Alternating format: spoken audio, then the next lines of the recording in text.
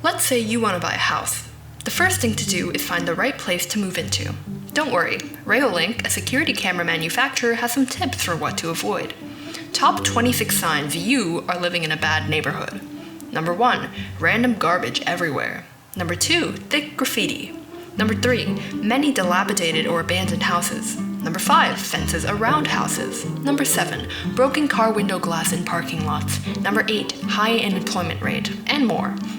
These are all things you've probably heard before to describe a dangerous, slum, ghetto neighborhood. Or if you fancy yourself a little woke, maybe you'll use racially coded terms like underprivileged, sketchy, or urban. We call this aversive racism, used by those who see themselves as educated and progressive, but it all means the same thing, a bad neighborhood. Well, for starters, what does bad mean? Most people might say that it implies there is higher crime and violence there, even though none of those indicators have anything to do with the crime rate. Is it just off-puttingly dirty? Setting a bad example? Today I'll argue that the stigmatization of bad neighborhoods occurs as a result of racist labeling and both institutional control and individual implicit bias, creating a self-fulfilling prophecy of social disorder. There's a reason that visual cues work so well. They're unambiguous and natural in meaning in a space where outsiders don't have enough context to make an accurate judgment about the neighborhood yet. But we have to get our ideas of what the cues mean from somewhere, and the idea that visual disrepair signals crime was created in a theory by James Wilson and George Kelling in 1982, arguing that disorder and crime were linked in a developmental sequence. One broken window leads to scores of broken windows. Broken windows signal the breakdown of neighborhood social control. Neighborhoods become vulnerable to criminal invasion, communities ridden with destruction, drug dealing, prostitution, robbery, and ultimately, serious violence. This aptly named broken window theory doesn't just use building defects as visual cues. As Glenn Loury argues in The Anatomy of Racial Inequality, dark skin is an easily observable trait that has become a marker in American society, one imbued with meanings about crime and disorder that stigmatize not only people, but also the places in which they're concentrated. Historical racial segregation and its ties to concentrated poverty is both the origin and perpetuator of these assumptions, since concentrated poverty has the effects of economic disinvestment and neighborhood decline that cause the spatial disorder we see. The story isn't just 1900 tenements and Jim Crow, though. There's also significant influence from the imagery of black neighborhoods ravaged by the crack epidemic of the 80s that the media spread in a moral panic. So, am I saying everyone who sees a group of black and brown teenagers standing in front of a graffiti-covered wall and thinks, "This is not a safe place," must be an overt racist? The answer is no, more often than not. This is the power of negative cultural stereotypes. They go under the radar and form our implicit biases. And it's because they're so subtle that they worm their way even into the minds of those who don't hold hostility or animosity towards people of color. That's why so many white Americans are willing to buy into it, flee to the suburbs, and perpetuate segregationist development patterns. Another consequence of these stereotypes is ecological contamination, where all people in bad neighborhoods come to possess the moral liability of the neighborhood itself. The black teenagers in the corner become thugs to be feared. Just think of the super predator moral panic of the 90s, which painted the picture of the heartless wolf pack of young black killers. But there's more to this phenomenon than a generation of women clutching their purses or crossing the street to avoid a person of color. In the case of the super predators, we saw institutionalized social control, a combination of over-policing in communities of color combined with stricter laws. These included sending juveniles to adult prison and imposing mandatory sentences, including life without parole.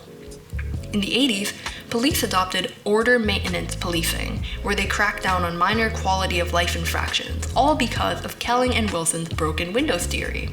Now the cops could justify their actions by saying they were stopping future violence from occurring. This led to the proliferation of stops, summons, and misdemeanor arrests in neighborhoods of color. Decades later, we have enough evidence to say that these policies don't reduce serious crime at all, because analysis of social networks has demonstrated that homicides and shootings are strongly concentrated within small social networks within cities.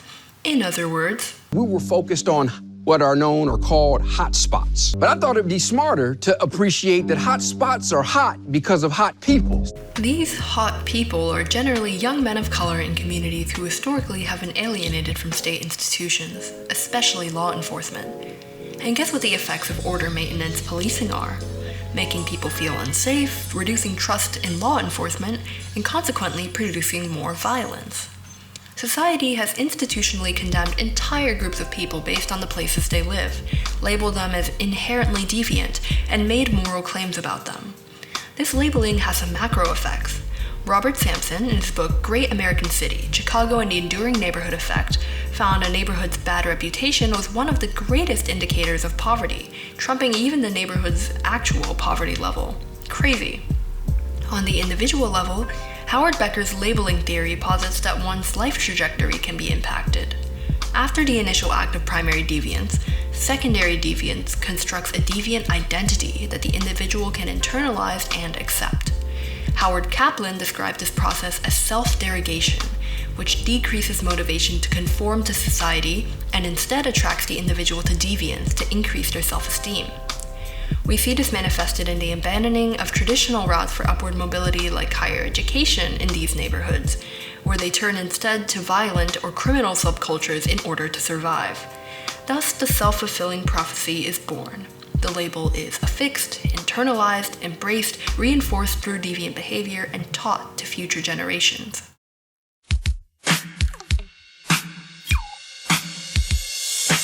The good thing about a socially constructed problem is that it is within our power to deconstruct it. It seems like a massive undertaking to topple a worldview centuries in the making, perpetuated by so many institutions.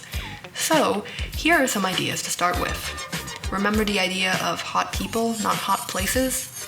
We can stop surveilling vast locations to look for unknown potential perpetrators and direct our approach at the tiny subset of the population responsible for the crimes instead.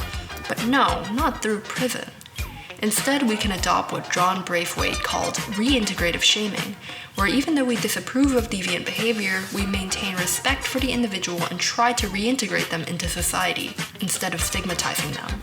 This could be through massive prison reform to make it rehabilitative instead of punitive, or it could start in the community. In the documentary Raised in the System we watched, at-risk individuals in Richmond, Virginia were partnered with mentors, working with them for an extended period of time. With an annual budget much lower than that allotted to mass incarceration, the local Office of Neighborhood Safety drove down annual homicides by 70% since the program's onset. Also, there are things you can do even when institutions are slow to change, as they are by nature. If you find yourself working in an area unfamiliar to you, don't try and run out of there as soon as your shift is up. Engage with residents, ask them about their neighborhood, their history, what they love, what is challenging, so you can help shape the story that is being told. Maybe one day you'll come to understand why so many choose to call it home.